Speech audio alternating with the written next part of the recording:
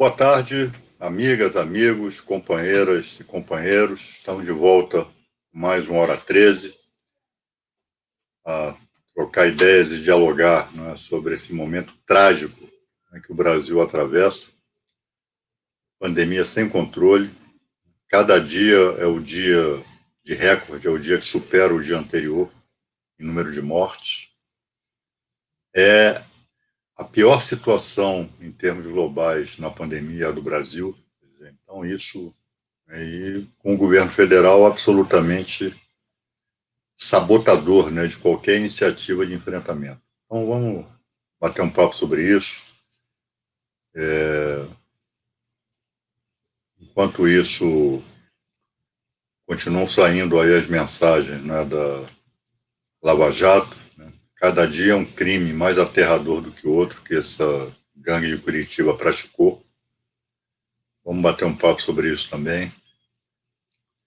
E temos aí, né, na esfera da educação, né, das escolas, o governo e o Ministério Público tentando criminalizar, né, a liberdade de expressão, que é um bem, que é uma garantia constitucional, né, é um princípio constitucional. Então, é um país mergulhando ladeira abaixo no pior momento da sua história. Vamos discorrer, vamos bater um papo sobre isso. Se vocês tiverem aí também outras questões para a gente pontuar, né, para nós dialogarmos, estejam à vontade, tá? Mas antes disso, eu peço a vocês que digam se o áudio, se o vídeo estão chegando bem, né, se está boa a recepção, se houver algum problema que nós possamos resolver, nós resolvemos. Você que está no YouTube, né, inscreva-se no canal da Resistência, no meu canal, no canal do Pimenta, enfim, dê um like, vamos fortalecer a nossa presença aqui, né, nas redes sociais, nas outras redes, né, quem porventura estiver acompanhando lá no Facebook, no Twitter, enfim. Vamos curtir, compartilhar, comentar, chamar os amigos para participar da conversa. E quero muito saber também de onde você está falando, né? De que cidade, se for aqui do Rio de Janeiro, de que bairro. Né? Muito comum também que pessoas que estão no exterior, né, participem aqui conosco. Também quero saber de onde você vai estar falando, tá? Como é que está, Helena? Boa tarde. Boa tarde, dia. Boa tarde a todos. O pessoal ainda está entrando aqui para nos acompanhar nesse bate-papo de hoje. E, enquanto isso, eu vou anunciando aqui quem já está conosco, de onde está falando, quais as questões que já vão trazendo, né? A Sônia Regina está aqui conosco. A Maria Tereza, boa tarde, Maria Tereza, que sempre nos acompanha aqui. Francimere, o Gelson, a Maria Cristina, a Naor, a Sueli Uxir, que também está sempre aqui conosco, de Ribeirão Preto, Antônio Idevano, de São Paulo, Oséias, de Campinas, a Jaci, que é aqui do Rio de Janeiro, Maria de Fátima também. Não, é lá de Pernambuco, é Piedade, mas lá em Pernambuco, Guararapes. O Itamar, também aqui do Rio, a Almeri, também nos acompanha sempre, lá de Salvador. Terezinha de Osasco, Ademir, lá de Macaé. O Bruno, também de Salvador. O Henrique, Jorge, a Mary, boa tarde, Mary, Átila Brito, que já traz até uma questão, inclusive, que a gente vai conversar aqui hoje, que diz respeito sobre a perseguição nas universidades, aos professores, aos reitores. A Tânia, de Montenegro, no Rio Grande do Sul. Marilene, aqui do Rio. A Vilma, de Porto União, Santa Catarina.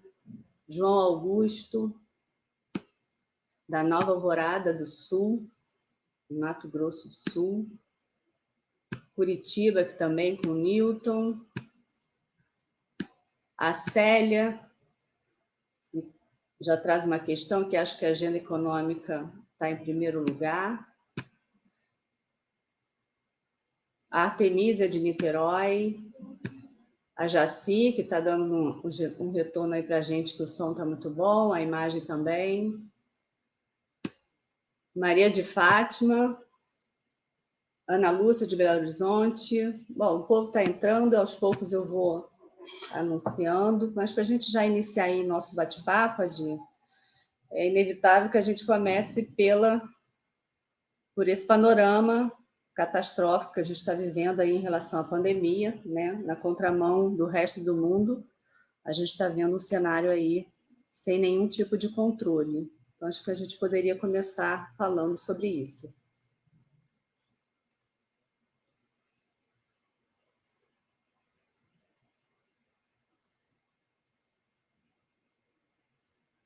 O som, Adi, você está sem som.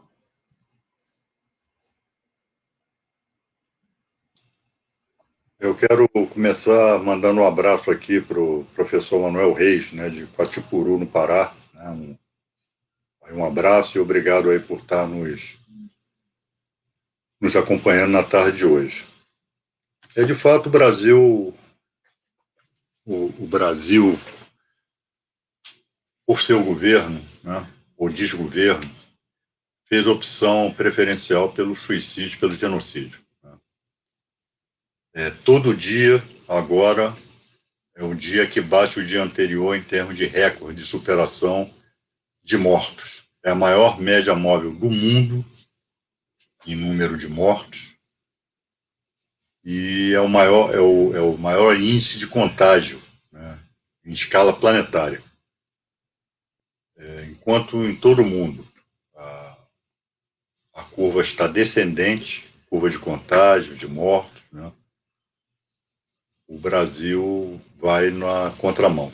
Né. Aqui, na proporção que no mundo o contágio e as mortes diminuem, aqui aumenta.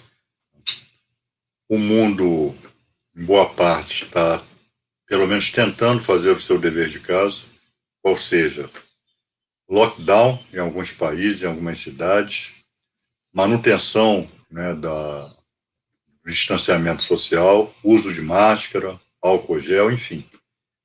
Aqui no Brasil, o presidente da República se contrapõe a essas medidas, né, insufla, incita a aglomeração. Os governadores que ensaiam em decretar o lockdown, ele bota a sua matilha nas portas da casa desses governadores, como fez aí com o governador do Distrito Federal 2, 3 dias atrás, que covardemente recuou. Havia decretado um lockdown para um mês, recuou para 2 semanas. Não sei como é que está em Brasília, que também o sistema de saúde já entrou em colapso. Aliás, como praticamente o sistema de saúde em todo o Brasil. E não me refiro só ao SUS, não me refiro só à rede pública, não. A rede privada também. O Hospital Alberto Einstein, em São Paulo, Hospital dos Ricos, tem fila de espera para a UTI. Nós sabemos que essas filas acabam sendo filas para a morte. E essas novas cepas são mais contagiosas, são mais letais. E, sem falar no atraso da vacinação. Né? O Brasil não se preparou para a vacinação. No mundo, embora o ritmo ainda esteja, em boa parte, lento, mas o mundo está vacinando.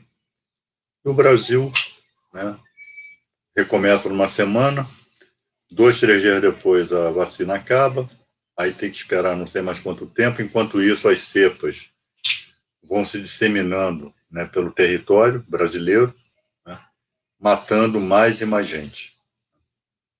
E nós podemos reiterar o que já vimos dizendo, não sou eu que digo, né?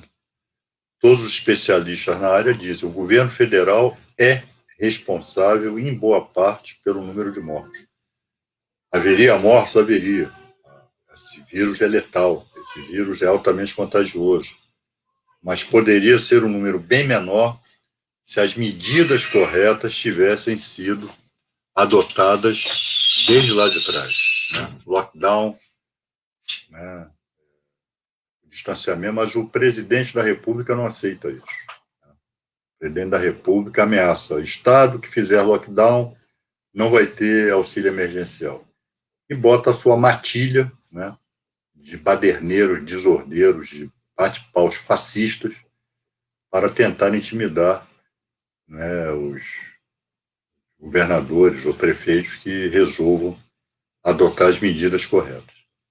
Acuados, esses governadores também acabam, como o caso de São Paulo, acabam não adotando as medidas corretas, né, que é lockdown, que é distanciamento social, sobretudo agora com a exigência de aulas presenciais.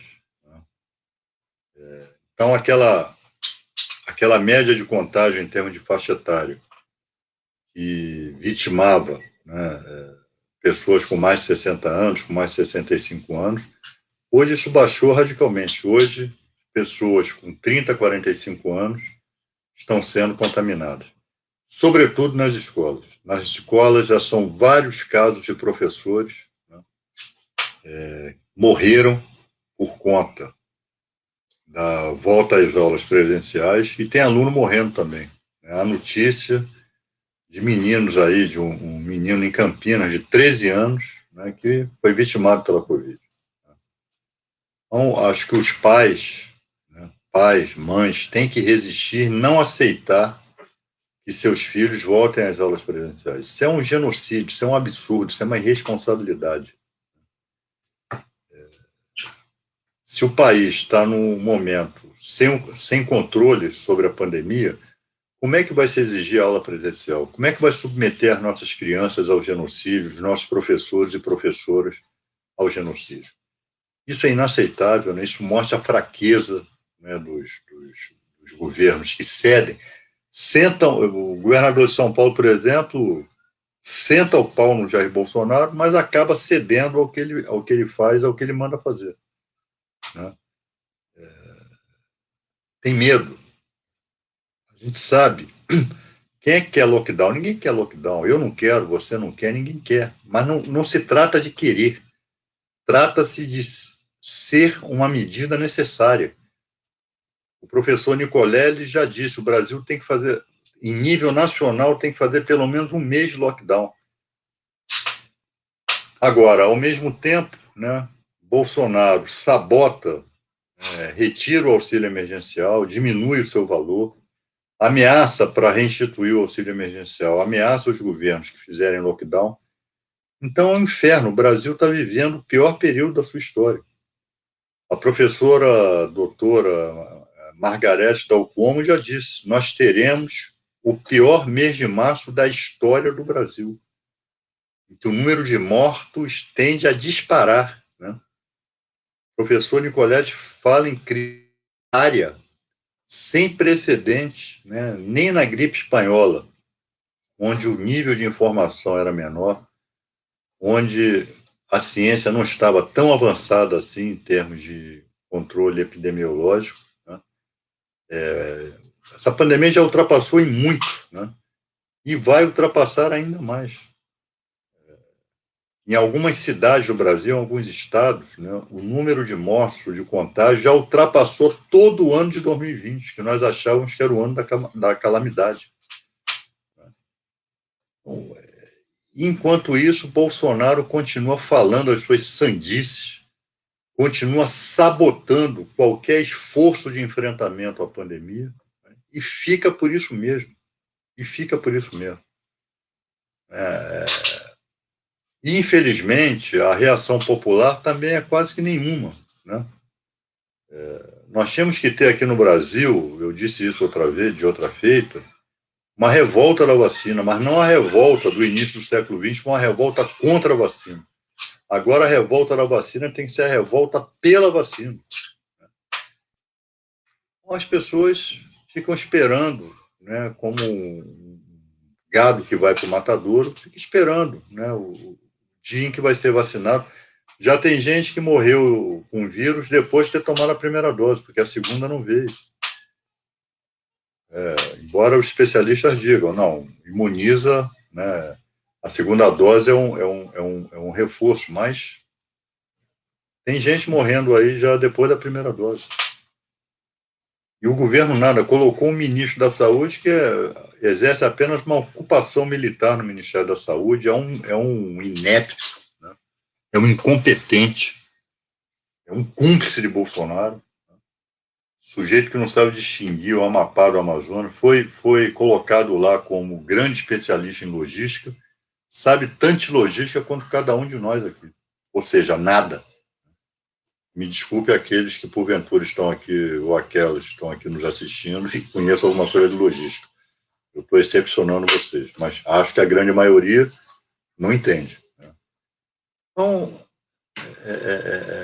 mais do que nunca, tem que se atualizar, mais do que nunca se faz urgente o impedimento de Jair Bolsonaro.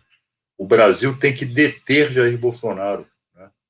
Bolsonaro não pode chegar em 2022. Até lá, no andar da carruagem, o Brasil acaba. Já ultrapassamos a casa dos mais de 260 mil mortos. Já estamos chegando à marca dos 300 mil mortos. Se continuar com essa média de quase 2 mil mortos por dia, né, nós vamos... Eu não sei onde é que nós vamos parar no cemitério. E talvez não tenha nem lugar mais no cemitério. Bom, pessoal, nós vivemos aqui de uma certa forma. Eu sei que é difícil, sobretudo nesse momento de pandemia, mas o povo brasileiro tem que reagir, né? Nós não podemos aceitar o que Bolsonaro e seu governo estão fazendo com o povo brasileiro, estão fazendo com esse país. É genocídio mesmo, não tem outro nome. É só ver a definição jurídica de genocídio e aplicar a definição para o que está acontecendo aqui no Brasil. O Congresso Nacional não faz nada, o Supremo Tribunal Federal só age se provocado, como deve ser, mas medidas mais fortes não são adotadas e o povo brasileiro, dentre outras causas, vai morrendo aí, né? Morrendo de fome, morrendo de doença e morrendo com vírus, né? É essa a situação que nós estamos atravessando aqui, infelizmente. Como é que está aí, Helena?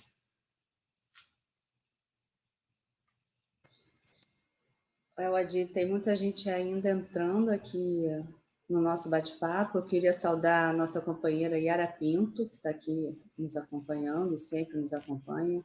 Um abraço, Yara. Pessoal de Maricá, de Barra Mansa, tem de Natal, Pelotas, Pernambuco. O Brasil está todo aqui representado. Agora, uma questão que é colocada de relação a esse desgoverno em relação à pandemia é que isso não é fruto de um plano, né, de um projeto mesmo de governo para que seja dessa forma. Assim. Tem interesses desse governo em que essa pandemia realmente não tenha controle. A Maria Cristina e a Regina, elas trouxeram uma questão que elas acreditam que passe também ligada a isso, né? Seria para evitar que a nossa ida para a rua aconteça em que o genocídio está atrapalhando a vacinação. As duas acreditam que esse interesse ele tem também, para que não controle a pandemia. Eu acho que tudo de ruim, tudo de péssimo, tudo de trágico, tudo de macabro que se possa imaginar acerca de Bolsonaro e seu governo, é tudo plausível. Provavelmente é tudo verdadeiro, né? Se sabe, independentemente de Bolsonaro, que faz parte do manual das políticas ultra-neoliberais praticamente o extermínio de boa parte da população mundial, né? Boa parte formada por quem? Pelos idosos, pelos doentes, né? Pelos marginalizados, né? De acordo com esse pensamento, que é um pensamento oriundo do nazismo, né? Do nazifascismo, essas pessoas só dão despesas, essas pessoas promovem custos, não servem para nada, né? Então, a morte dessas pessoas interessa a política econômica ultraneoliberal. Quando isso é trazido aqui para o Brasil, né, num governo como esse, isso acaba sendo exacerbado, acaba sendo potencializado, que é o que está acontecendo aqui no Brasil. E ninguém me tira da cabeça que, no fundo, Bolsonaro está querendo mesmo uma grande crise, uma crise social, sanitária, né, com gente morrendo na rua, ou com gente morrendo em casa porque não tem mais vaga em um hospital, justificar um golpe, né, justificar atentado à democracia, justificar estado de defesa, justificar estado de emergência, porque não é, a não ser que nós enveredemos pelo caminho da psiquiatria, da psicanálise, não, não, não há instrumento de análise da ciência política, sociológica, que justifique o que o Bolsonaro está fazendo. Que há governos também de extrema-direita, como Israel, né, na Hungria, na Índia, também populistas de extrema-direita. Mas lá, nesses países, o povo está se vacinando. Em Israel, quem não se vacina são os palestinos. Né? Mas em Israel, praticamente todo o povo já está vacinado. Na Hungria, a Hungria saltou na frente da comunidade europeia. É governado por um sujeito de extrema-direita. A Índia não só está se vacinando seu entorno, né? E também é governado pela extrema-direita. E a Índia produz vacina, fabrica vacina. E aqui, o Brasil poderia liderar a América Latina nesse ponto. Né? Nós poderíamos aqui estar fabricando vacina, né? E vacinando os povos, né, da América Latina, porque isso também conforma um cinturão de segurança, né, nas nossas fronteiras, etc. Enfim. Mas não tem jeito. Bolsonaro se nega, continua negacionista, né? Sabota todos os esforços de vacinação e de distanciamento social. Bolsonaro é um aliado da morte, é um aliado do vírus. E aí? Mas é um negacionista que muito provavelmente está vacinado, né? Não, provavelmente. Imbecil, nesse aspecto, ele não é. Ele Então, deixa a imbecilidade para o gado dele. Para a gente dar continuidade aqui ao nosso papo, a Marilene Brandão, inclusive, já trouxe até a questão que é essa notícia da compra, né, da mansão pelo Flávio Bolsonaro. Que parece até que os aliados do próprio Bolsonaro reprovaram, né, avaliando que isso escancara muito a corrupção dessa família. O que você teria a dizer aí sobre isso?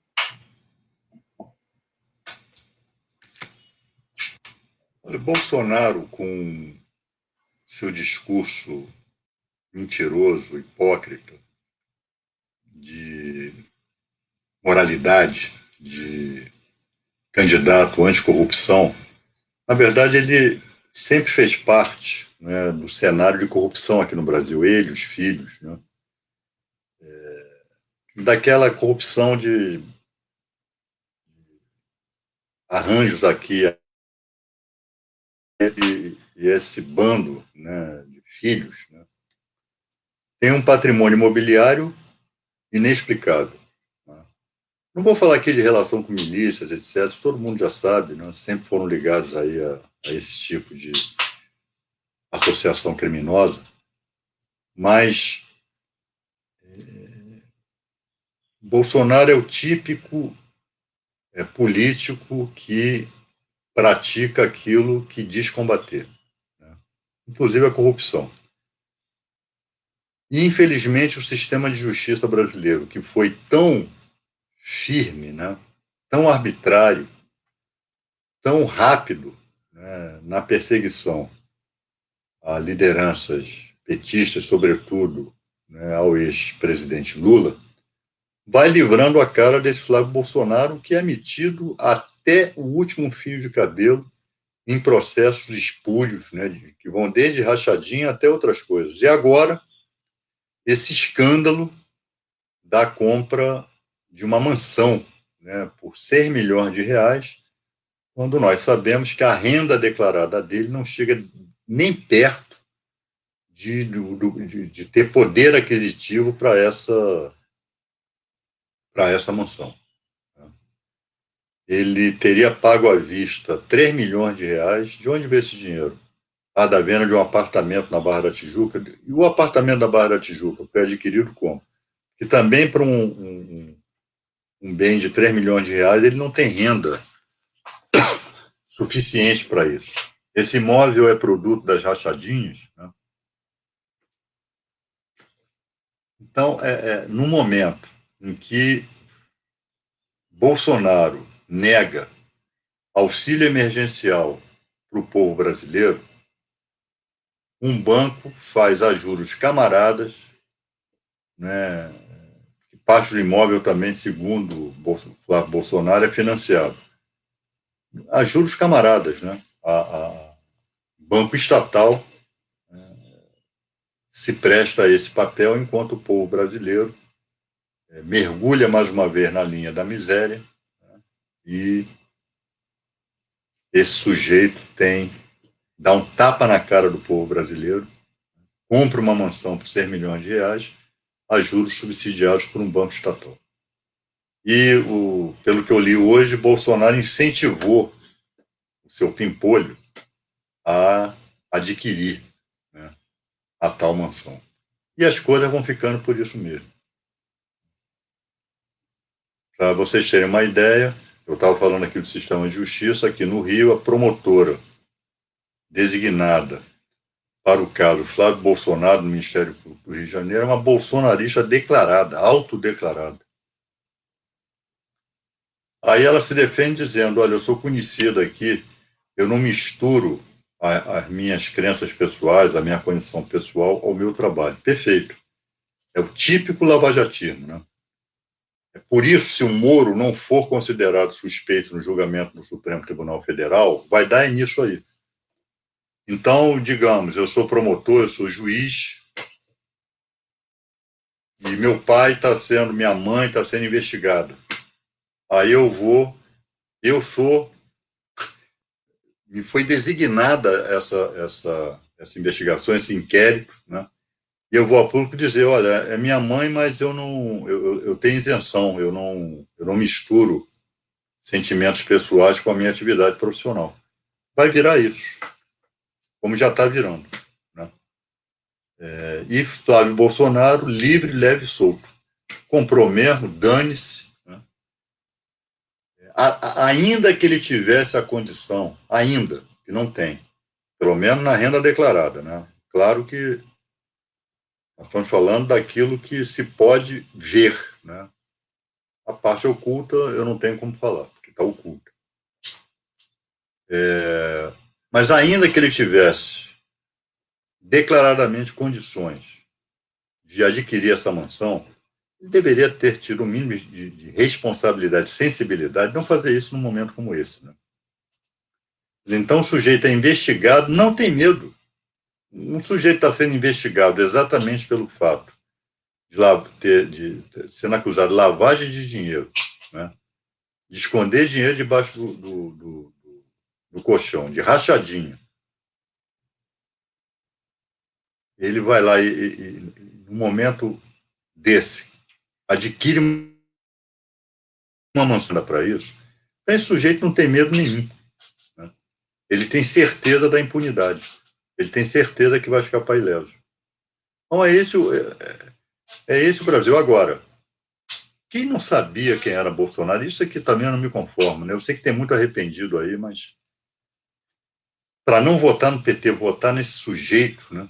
Votar nessa coisa calamitosa, está aí agora o preço que o país está pagando, que cada um que votou nele está pagando.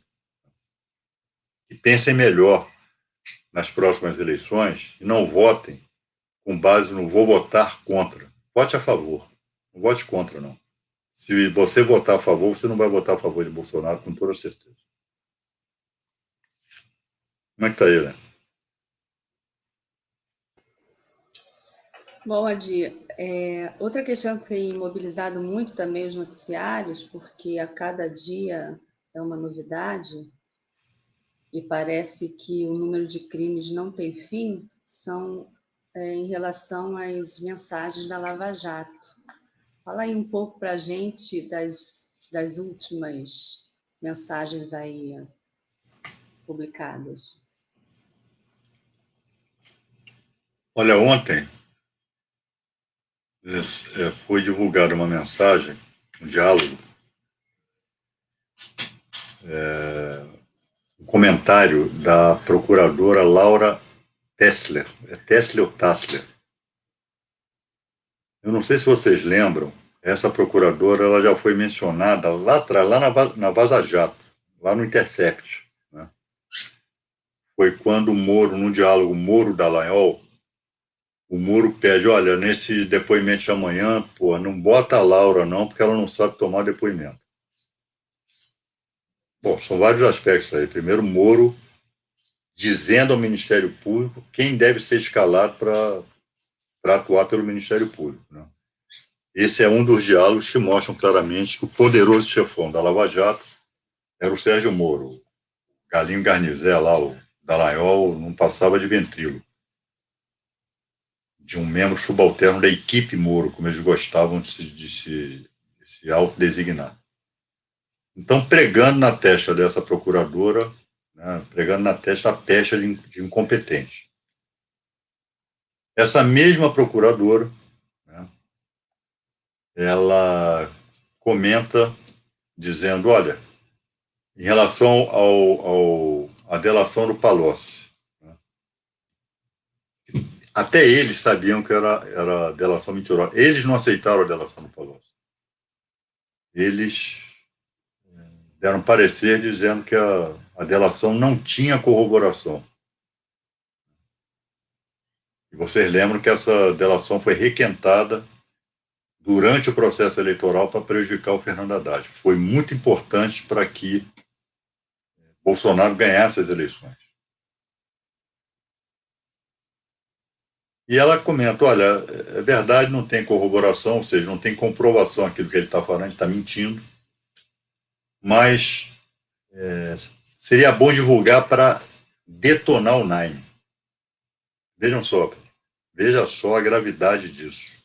Uma procuradora da República que tem atribuições constitucionais, prerrogativas constitucionais, que foram conquistadas por gente que eles odeiam. Por mim, que fui para a rua lutar contra a ditadura, e pelas prerrogativas da magistratura e do Ministério Público, que foram suprimidas pela ditadura. Então, essas pessoas que foram para as ruas lutar por isso, muitas delas morreram, e outras vezes são perseguidas por essa gangue, né, por esse bando, ela preconiza que se use levianamente a delação do Palocci. E, repito, eles descartaram, né, o Moro que assumiu a delação para poder eleger o Bolsonaro, recomenda que se divulgue para esculachar com o termo dela. Aliás, esses termos de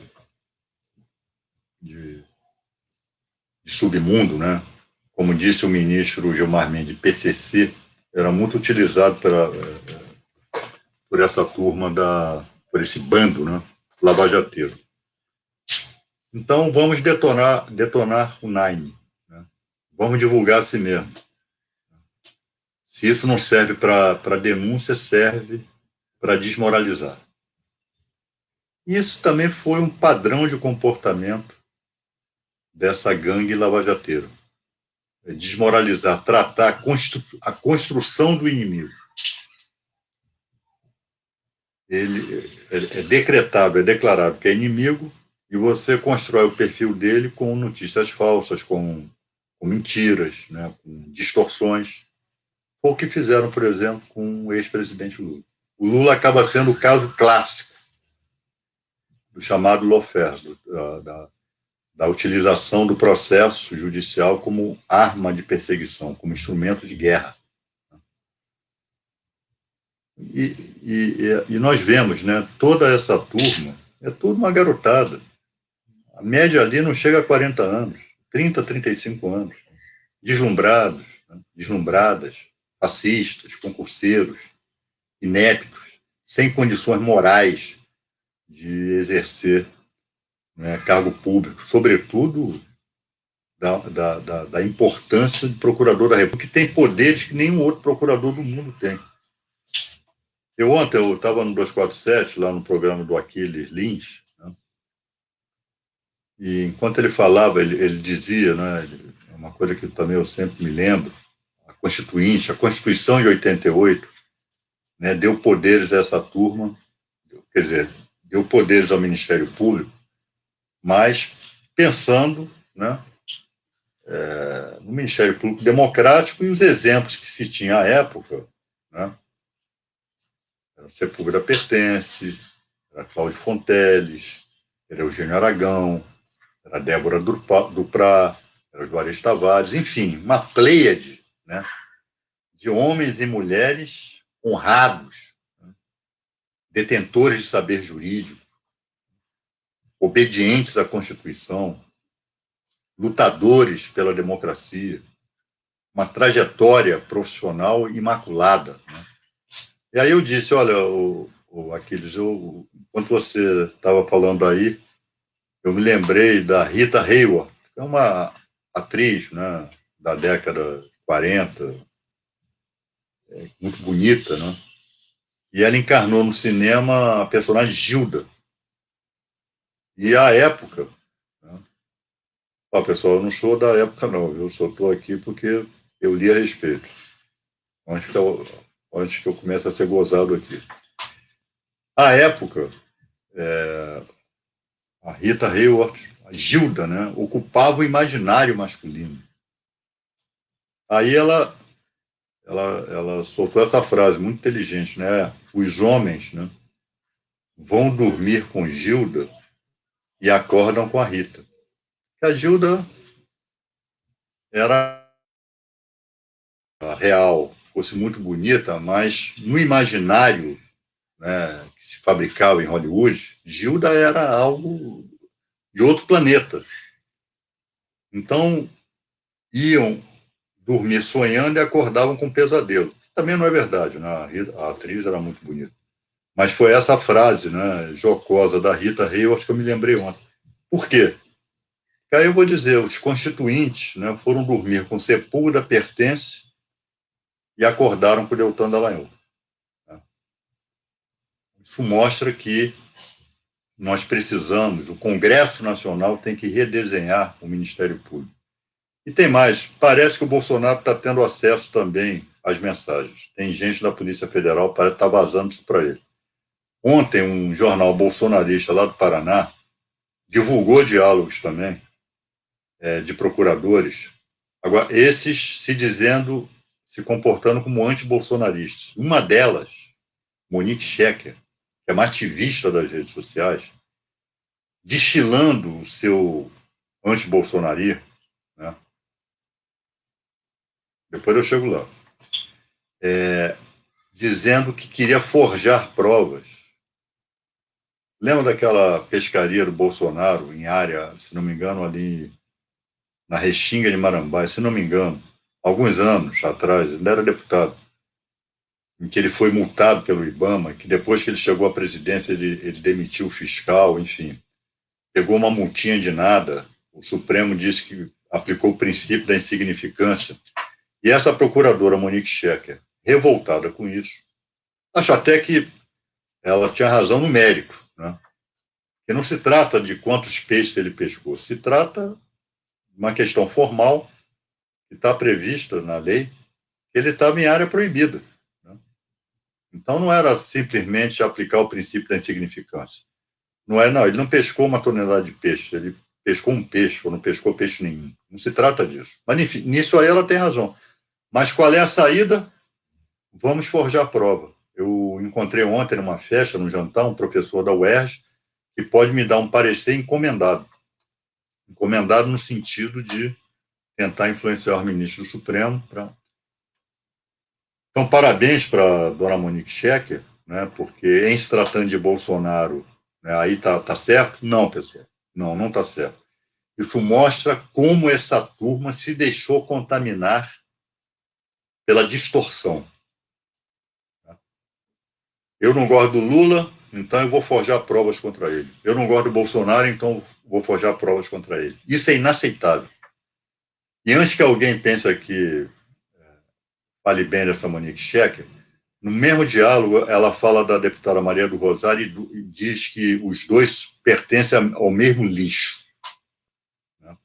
Então, essa Monique Schecker, inclusive, era uma provocadora de rede social. Já tive um embate com ela na CPMI da JBS, em que ela ficou me provocando, né, pelo Twitter. Deu uma resposta que não interessa mais aqui, mas eu só quero dizer a vocês, primeiro, independentemente de quem é apontado como investigado, ele não pode ser tratado como inimigo. Se cometeu algum ilícito, em tese, que se investigue. Agora, distorcer provas, forjar provas para atender a objetivos pessoais, a objetivos de perseguição, isso não vale para o Lula, isso não vale para o Bolsonaro. Essa turma não tem condições de continuar exercendo funções no Ministério Público. Não tem condição. Tem que ser responsabilizado criminalmente e disciplinarmente. Isso é inaceitável. Isso é inaceitável. Agora, para não dizer que não falei das flores, para eu também delimitar um campo aqui, né? Todo mundo aqui sabe, não é de hoje, né? Eu critico duramente o Ministério Público na sua feição fascista lavajateira, mas eu tenho que reconhecer, como todos nós temos que reconhecer, que o Ministério Público não se resume ao bando curitibano. Não se resume a esses e essas que abusam da autoridade, que praticam crimes. E por que eu estou aqui fazendo questão de dizer isso? Não só a bem da justiça, mas enaltecendo, a partir do seguinte episódio, o papel de muitos procuradores e muitos procuradores e muitas procuradoras que não se confundem com o fascismo lavajateiro. Ontem, o TRF da 2ª Região, por iniciativa do Ministério Público Federal, aceitou a denúncia contra o ex-sargento Antônio Vaneir de Lima, o vulgo Camarão. Quem foi Camarão? Camarão foi um torturador da Casa da Morte de Petrópolis. Para quem não sabe, a Casa da Morte foi uma residência arrendada pelo Exército Brasileiro na década de 70 para servir de centro de tortura. Por ali, quem passou não sobreviveu. Por ali passaram dezenas de prisioneiros e prisioneiras políticos que foram dizimados, torturados, assassinados e os seus corpos foram desaparecidos. E até hoje não se sabe do paradeiro deles. Só uma pessoa sobreviveu, por um estratagema que montou para poder escapar. A militante Inês Etienne Romeu. Morreu há pouco tempo, morreu no ano passado. Foi barbaramente torturada, estuprada por Camarão. Então, e o voto vencedor, né, da desembargadora Simone Schreiber merece entrar para a história como uma das decisões mais brilhantes e corajosas do Poder Judiciário brasileiro. Então, há juízes no Brasil e há procuradores no Brasil. Não é só em Curitiba. São esses que vão ser lembrados no futuro. Né? Os fascistas vão entrar para a lata de lixo da história como o fascismo convencional entrou. E eu quero aqui, né, ressaltar também o papel de 2 procuradores aqui do Rio de Janeiro que atuaram nesse caso da Casa da Morte, doutor Antônio Cabral, doutor Sérgio Suyano, que eu conheci e com quem trabalhei junto né? Nós ajudamos muito. Eu era presidente da Comissão da Verdade e, em colaboração com eles, né, nós tínhamos mais flexibilidade para promover procedimentos do que a rigidez do Ministério Público. É claro que essa rigidez foi quebrada por Curitiba. E qual é o paralelo que nós fazemos? O Antônio Cabral e o Sérgio Suyama e outros colegas deles, outras colegas, buscaram incessantemente provas que pudessem amparar, instruir a denúncia. Então, ao mesmo tempo que em Curitiba eles corriam para fazer denúncias sem provas ou forjando provas, no caso, né, de apurar a responsabilidade de agentes torturadores da época da ditadura, eles foram atrás das provas. Então, fica aqui a minha menção, fica aqui a minha homenagem à desembargadora Simone Schreiber e aos procuradores, né, da República e procuradoras que atuaram nesse caso que nós tivemos na Comissão da Verdade, a oportunidade, né, de fazer parceria. E o doutor Antônio Cabral, na pessoa do doutor Antônio Cabral, o doutor Sérgio Suyama, eu quero felicitar esses procuradores e essas procuradoras. Né? Ontem foi uma decisão histórica lá no TRF da 2ª Região. Então não é só de abuso de autoridade, não é só de perseguição, não é só de delitos, delinquência processual, né, que o sistema de justiça atua. Né? Há também esses que merecem referência e eu estou fazendo referência a eles. Como é que está aí, Helena?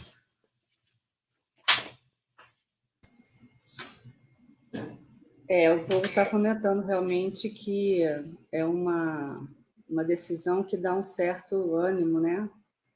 Frente a todo esse caos, tem sempre coisas positivas acontecendo e é importante que a gente enalteça. Agora, Adi, voltando um pouco sobre a questão da Lava Jato, da Vaza Jato, a Sueli pergunta mais especificamente sobre a questão da suspeição do Moro, se vai acabar em pizza, se tem possibilidade de realmente ser reconhecida. Pergunta Sueli. Olha, Sueli, nós estamos aguardando a designação de pauta para o julgamento do habeas corpus. Né? O ministro Gilmar Mendes prometeu que nas próximas semanas vai pautar o habeas corpus. Questão da pizza, eu tenho muita, né, esperança, eu tenho a convicção, não pode ser diferente, de que o Moro vai ser reconhecido como suspeito, como juiz que não tinha isenção para julgar, né, o presidente Lula. Agora, a devolução dos direitos políticos dele, que resultaria da anulação da condenação, das condenações, isso talvez não aconteça. Por quê? Há rumores, estou falando rumores, estou dizendo que é o que vai acontecer, mas pode acontecer, de que a condenação de Atibaia seria mantida.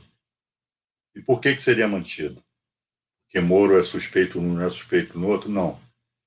Porque no habeas corpus não se trata de Atibaia. Por que não se trata de Atibaia? Porque não havia condenação de Atibaia na época, foi em 2018, né, na época da impetração do habeas corpus. Eu entendo, assim como outros colegas, juristas, advogados, enfim, que ninguém é suspeito pela metade. Né? Se Moro é suspeito, vai ser considerado suspeito no triplex, óbvio que tem que ser considerado suspeito em Atibaia. Mas talvez prevaleça o entendimento que para Atibaia tem que ter uma impugnação específica, entrar com outro procedimento para anular Atibaia, anular a condenação de Atibaia. Né? Eu acho que não é o caso.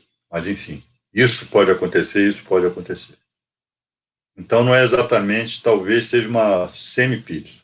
Não sei se existe essa modalidade nos restaurantes, né? Ou uma pizza sem ingredientes, só a massa. Pode ser.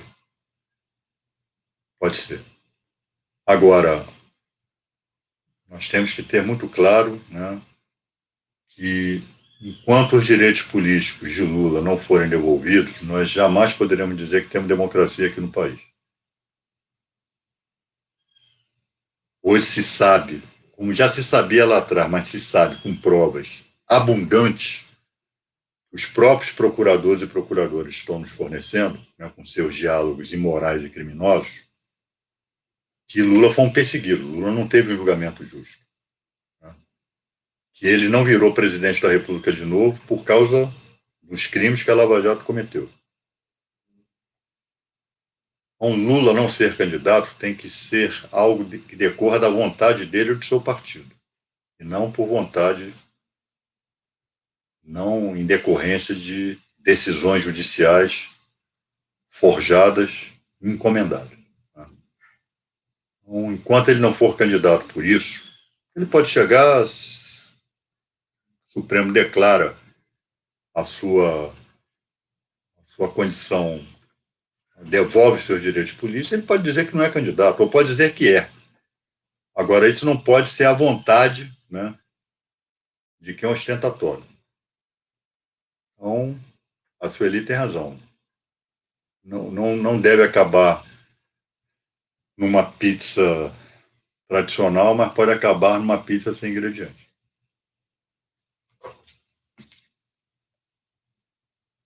E aí, Helena? O Adi queria mandar aqui um beijo para a Nice, sua madrinha está aqui nos acompanhando. Nice, um beijo. A Jaci, ela fala exatamente sobre essa questão que você mencionou, que a gente não pode imaginar que vive uma democracia se Lula ainda não tem os direitos dele devolvidos, né? Ela fala, deputado, que veja uma ditadura camuflada de democracia. Esse desgoverno nunca foi democrático. E a gente se depara hoje com a notícia de que professores universitários e reitores estão sendo perseguidos em função da sua posição política, né? A gente está realmente retrocedendo a tempos inimagináveis, né? O que você pensa disso, Adilson? Não. Infelizmente, é uma medida coerente com o governo fascista que nós temos, né? Governo de trogloditas, governo de hunos, bárbaros, né? E que não tem qualquer tipo de apreço, qualquer tipo de respeito à Constituição e à democracia. Né? Então, o Ministério, o MEC, ele encaminhou, né, as instituições federais ofício orientando, né, que essas instituições adotem medidas para prevenir e punir atos políticos partidários. Quando nós sabemos que, na concepção dessa gente, ato político partidário é tudo aquilo que expressa opinião. Quem expressa opinião, e claro, é contrária ao governo, né, vai ter que ser punido. Vai ser considerado ato político partidário. Isso é absolutamente inconstitucional. O Supremo Tribunal Federal já se manifestou sobre isso lá atrás, né? Isso já foi submetido ao Supremo. Quem está fazendo isso, né? Quem está provocando o MEC é um procurador da República, né? Mais um, né? Fascista, o chefe lá de Goiás, né? De Souza. E esse sujeito, inclusive, para vocês verem o nível mental dele, né, ele já acionou a justiça contra a Sociedade Brasileira de Infectologia, para desaconselhar o uso de medicamentos, né, sem comprovação científica contra a Covid, como defendido por Jair Bolsonaro. Então, o MEC faz referência ao texto desse procurador, né, e que defendendo a punição. Supremo isso vai parar no Supremo de novo, né, e o Supremo vai reiterar com certeza a liberdade de expressão, a liberdade de pensamento, né, de professores e alunos. Essa medida é mais fascista e inconstitucional E nós esperamos que saia em circulação, né, o mais rápido possível. Isso bem exemplifica o que é esse governo. Mas não tenho dúvida que professores e alunos haverão de resistir e não submeter a essa tentativa de intimidação por parte do MEC. E qualquer medida positiva com base nisso, com base nesse ofício, vai cair na justiça, não tenho a menor dúvida disso.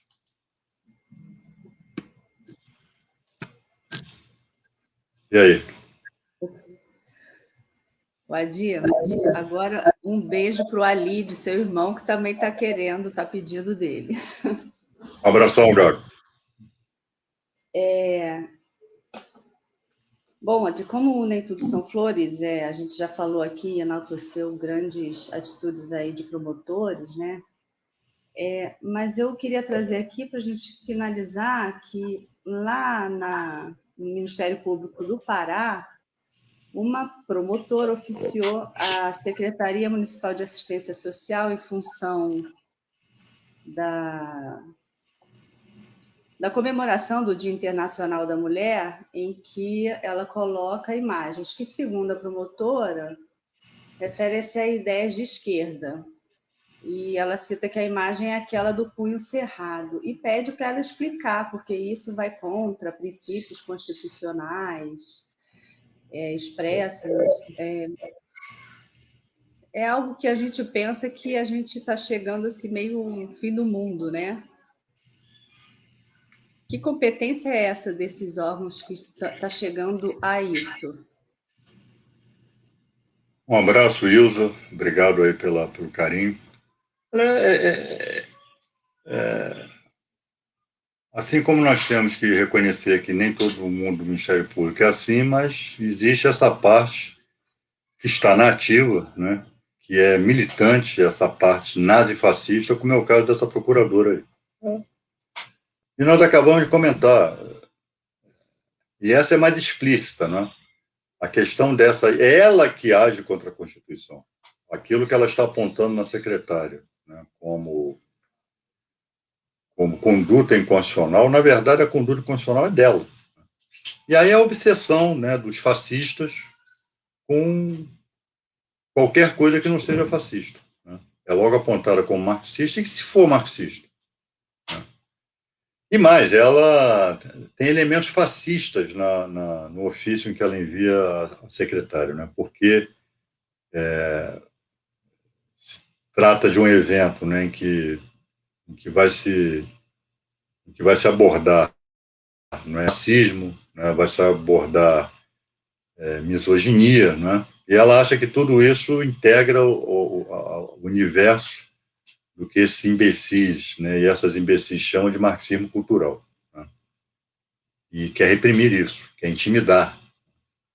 Infelizmente, essa parte aí do Ministério Público tem que ser varrida. Essa parte aí do Ministério Público, os verdadeiros democratas, aqueles que se apegam ainda à Constituição, têm que se afirmar diante desse reduto nazifascista que tomou conta do Ministério Público a partir da Lava Jato. Né? Então, tudo isso aí são lavajateiros, né, que estão espalhados aí na instituição, aí pelo país, tentando intimidar as pessoas, tentando intimidar as instituições, os verdadeiros democratas, né, os movimentos sociais, né, a esquerda, os progressistas, né, tentando intimidá-los com perseguição, né, com punição, mas nós não podemos nos deixar intimidar.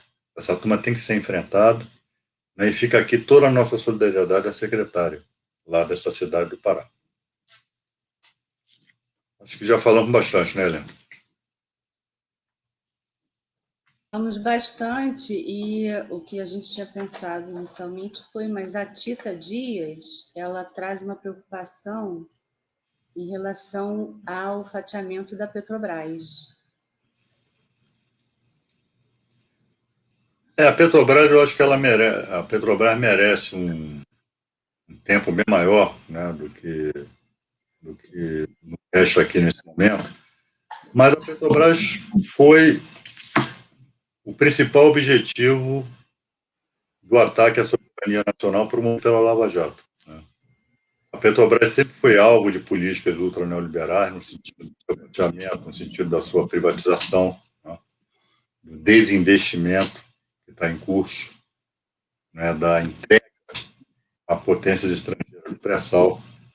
Então, ela tem toda a razão, né? A Petrobras, infelizmente, está sendo desmontada, né, por conta desse... Aliás, desde 2016, né, desde Michel Temer, né, desde o golpe, de que o governo Bolsonaro é uma continuidade, a Petrobras continua sendo alvo desses abutres, né, que quer privatizar e está começando a privatizar tudo seu entorno. Os BRs, enfim. Mas disso nós vamos tratar mais a fundo em outra oportunidade. Como é que está, Helena? Então é isso. O Sueli fala que quando a conversa é boa, passa rápido demais. Que pena. Não, Sueli, mas também não vamos gastar tudo numa conversa só, né? A gente tem que ter assunto para as outras conversas também. Aí vamos tratar da Petrobras. Vou convidar algum colega, algum amigo, né, que mais versado nas questões da Petrobras para dividir o programa comigo aqui e a gente ter um debate mais aprofundado, tá? Fica aqui a promessa. Bom, pessoal, mais uma vez, muito obrigado, né, pelo carinho, pela audiência, enfim, é sempre bom estar aqui com vocês, porque não deixa de ser um conforto, né, estar no meio de pessoas amigas. Tá? Então, eu quero desejar para vocês ainda um bom resto de semana, né, um bom final de semana, e no domingo, às 18h30, eu vou estar de volta, né, naquele programa de domingos que eu faço, e na próxima quarta estaremos aqui mais uma vez com o Hora 13. Tá? Um forte abraço para vocês, muita luta, muita disposição. Não vamos nos deixar abater, apesar do cenário de tragédia que o Brasil atravessa. Tá? Tchau, boa tarde para todas e todos vocês.